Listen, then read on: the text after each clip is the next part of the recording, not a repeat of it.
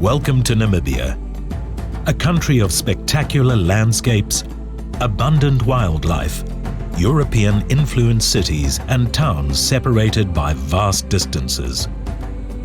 Before you set off on your travels, Europcar would like to take a few minutes to help you orientate yourself to the conditions in our beautiful country and how to make sure your Namibian holiday is a safe one. We're sure you're already familiar with many of the things that could be hazardous to you on your travels. But there is one threat to life that many visitors aren't even aware of. And yet it is one that kills or injures more tourists than all of the other dangers combined. The biggest danger in Namibia by far is speed. Namibia is a very large country with more than 64,000 kilometers of roads. Of this, more than 90% are unpaved roads, which is where the most danger lies. Because many of our gravel roads are wide, in variable condition, connect towns that are large distances apart and are generally deserted, visitors tend to drive too fast. And driving too fast on gravel roads almost always causes a loss of control of the vehicle and an accident. To put it into perspective, in Namibia, deaths per number of vehicles are well over 50 times higher than in Europe. Defending yourself against Namibia's biggest danger, though, and ensuring your holiday is a happy one, is easy. Just follow these simple rules. Firstly, slow down. This is the most important point. Controlling a vehicle on a gravel road is very different to driving on a modern road or freeway. Do not exceed 70 kilometers per hour on gravel at any time. For your own safety, some of our vehicles are fitted with satellite surveillance. Be aware of the fact that most gravel roads curve down at the sides and that you may drift to the edge without realizing it, which could easily result in your vehicle overturning. Avoid traveling at night, unless absolutely necessary, as wild animals are most active then and often cross roads.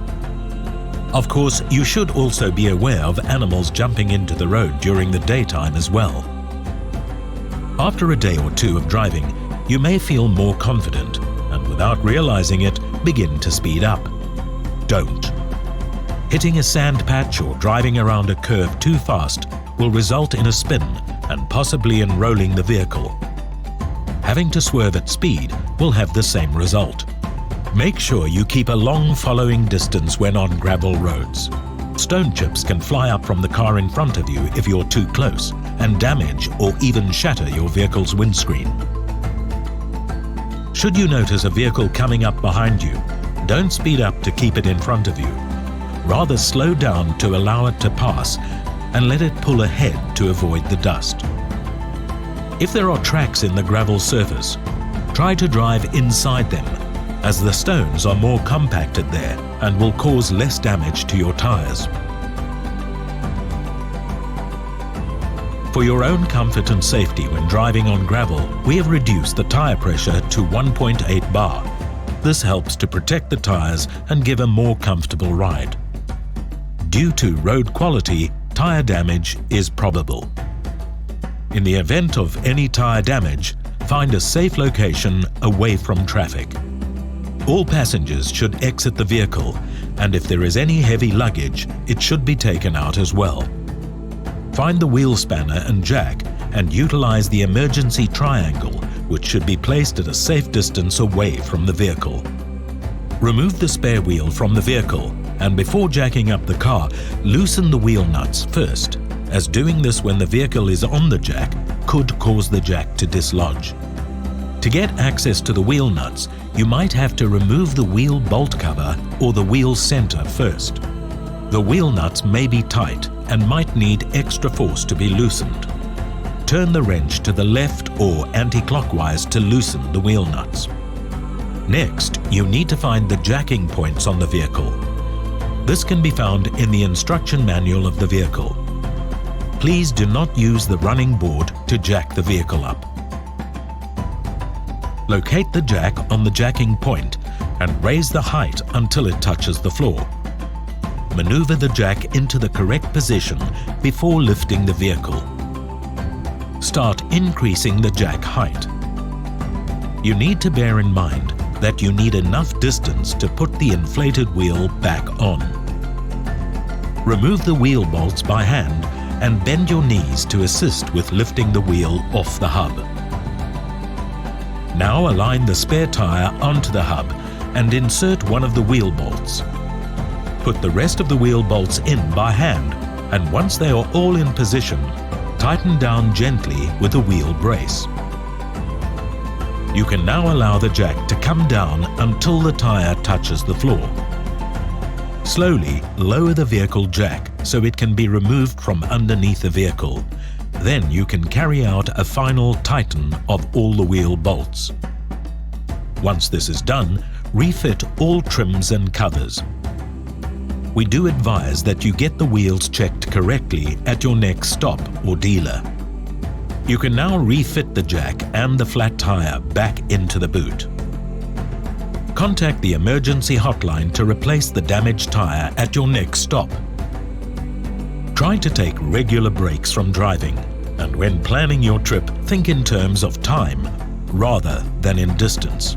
200 kilometers in the middle of Namibia will take far longer to travel than on modern roads or highways. Try not to travel more than around 400 kilometers in a day, which will allow you ample time to get to your destination without speeding. Almost as important as speed, remember that in Namibia we drive on the left side of the road. On deserted stretches, it may be easier to drive in the center of the road to avoid sloped edges. But when approaching blind rises and bends, always keep to the left. Wherever you drive in Namibia, you will come across both domestic and wild animals, and they're all unpredictable. When you see animals in or near the road, slow down and approach them carefully. They are liable to be skittish and can suddenly jump in any direction. Always observe road signs and obey them. If a sign indicates a gentle curve ahead, reduce your speed by a third. If it indicates a sharp curve, halve your speed.